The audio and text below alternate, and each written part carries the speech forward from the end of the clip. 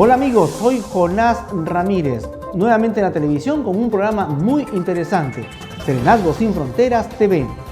Una de las cosas que afecta a nuestro país es la inseguridad. Desde este programa conoceremos a los hombres y mujeres que en primera línea se enfrentan día a día, cara a cara, a la inseguridad de nuestra sociedad. Dejan todo, sacrifican todo por brindarnos tranquilidad y seguridad. Serenazgo Sin Fronteras TV, un programa dedicado 100% a la seguridad de los peruanos. Aquí conoceremos el trabajo arduo y abnegado de cada miembro del Serenazgo de cada distrito de nuestro Perú. Muy pronto, Serenazgo Sin Fronteras TV.